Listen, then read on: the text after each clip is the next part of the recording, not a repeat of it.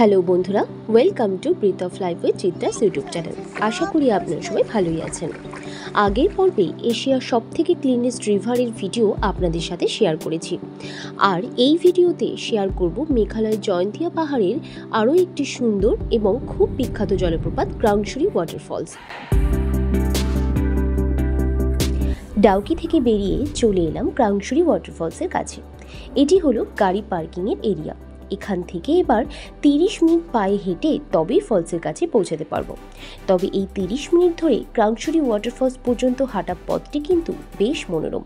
পাহাড়ের প্রান্ত দিয়ে সরু রাস্তা এবং সাথে প্রচুর গাছপালা, ঝোপ, জঙ্গল, বিভিন্ন রকমের পাখির ডাক এবং তার সাথে বাতাসে দূর থেকে ভেসে আসা ঝর্ণার মৃদু আওয়াজ আপনার ফলসে যাওয়ার কৌতূহলটা কিন্তু আরও বাড়িয়ে তুলবে। এটি মেঘালয়ের জয়ন্তিয়া পাহাড়ের অন্যতম সেরা স্থান হিসেবে বিবেচিত হয়।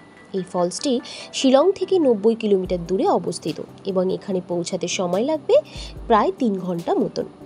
সিঁড়িতে কিছুটা নামতেই দেখা মিলবে এই ফলসের, এবং দূর থেকে এই ফলসটি দেখতে কিন্তু অসাধারণ লাগবে।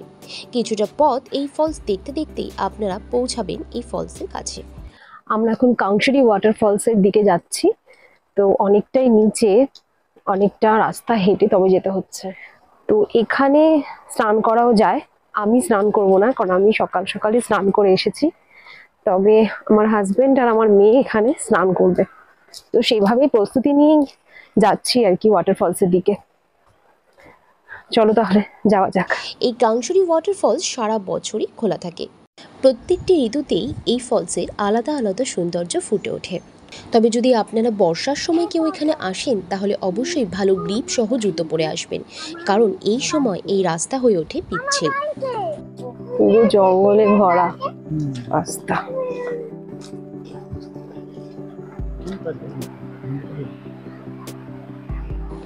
এখানে আসলে আপনারা জিপ লাইনিং এর মাধ্যমে এই পাহাড় থেকে ক্রাংশুরি ওয়াটারফলসের একদম কাছেও যেতে পারবেন। এই হলো জিপ লাইনিং করার কেবল।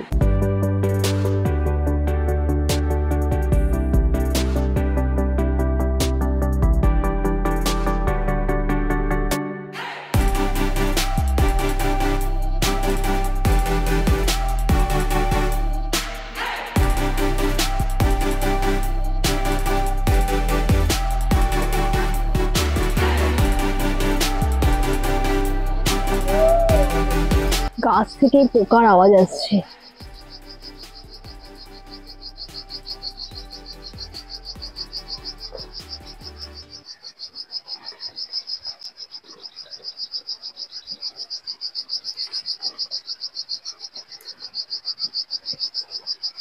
অনেকটা ট্রেক করে নামার পর আপনারা এখানে পেয়ে যাবেন একটি ছোট্ট কংক্রিটের ব্রিজ। এই ব্রিজের মাধ্যমে আপনারা এক পাহাড় থেকে আরেক পাহাড় ক্রস করতে পারবেন।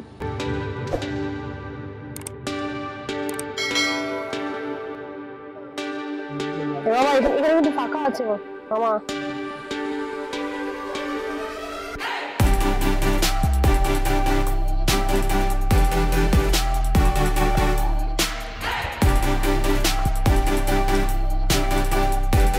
আমরা ওই পাহাড় থেকে চলে এলাম এদিকে আরেকটা পাহাড়ে।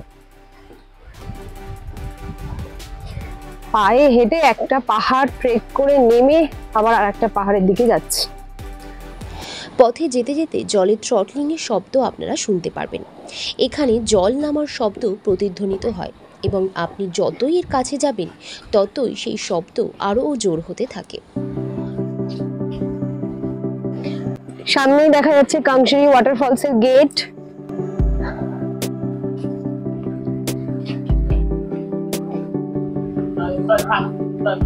তো এখানে টিকিটের ব্যবস্থা আছে। অ্যাডাল্ট 50 রুপিস, চিলড্রেন ₹30, আর লাইফ জ্যাকেটের জন্য 100, বোটিং ₹200।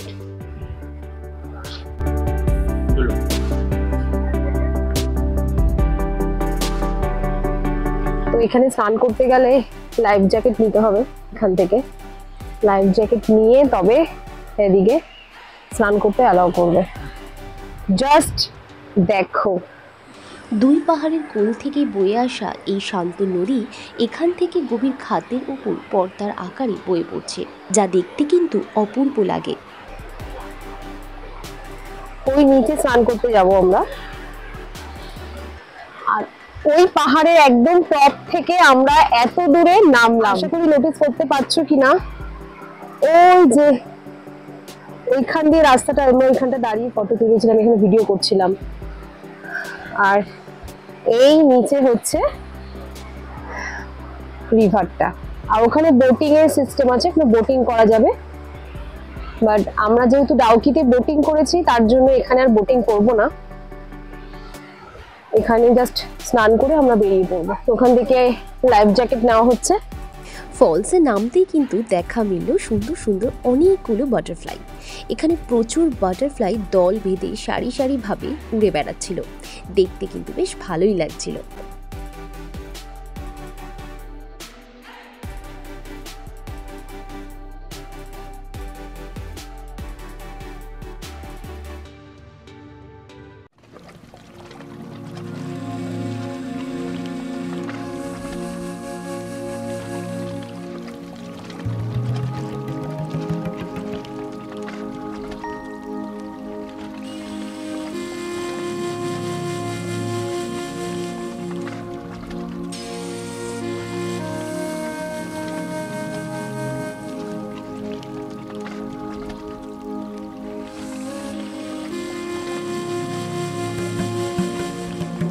আরভি এবং আরভির পাপা কিন্তু জলে নেমে পড়েছে।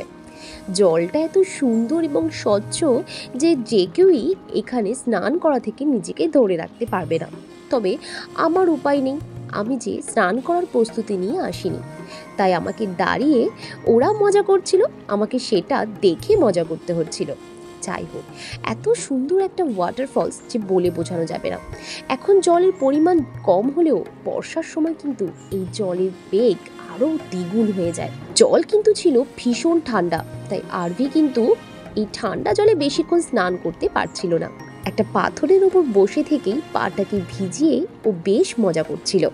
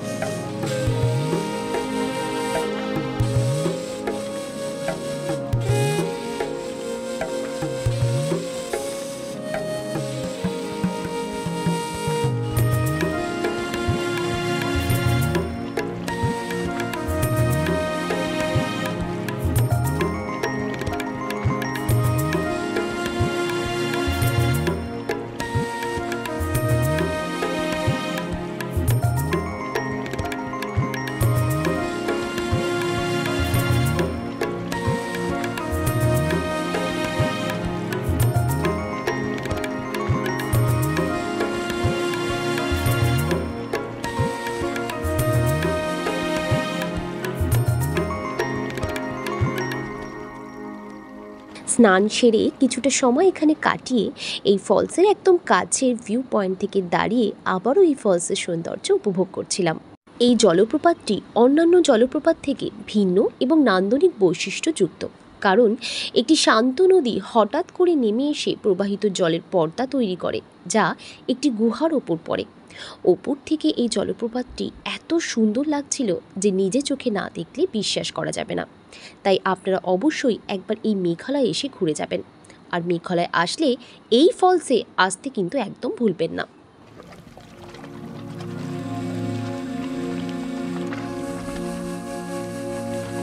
কাংশুরি ওয়াটারফলস ঘুরে অনেকটা ট্রেকিংয়ের পথ, তো প্রচণ্ড খিদে পেয়ে গেছে। তো এখন বাজে 1:10। তো আমরা এখানেই পার্কিং এরিয়াতেই অনেকগুলো দোকান আছে, হোটেল আছে, তো এখানেই দুপুরের লাঞ্চটা সেরে ফেলবো। চল।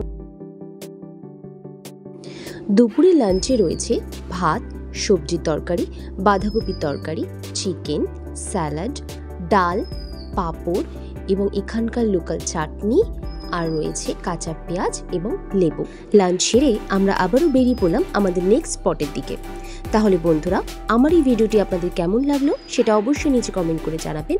যদি ভালো লেগে থাকে তাহলে একটি লাইক করে দেবেন, আর যদি আমার এই চ্যানেলে আপনারা নতুন হয়ে থাকেন চ্যানেলটিকে সাবস্ক্রাইব করে পাশে থাকা নোটিফিকেশন বেলটিকে অল করে দেবেন, যাতে সবার আগে নতুন নতুন ভিডিও আপনাদের কাছে পৌঁছে যায়।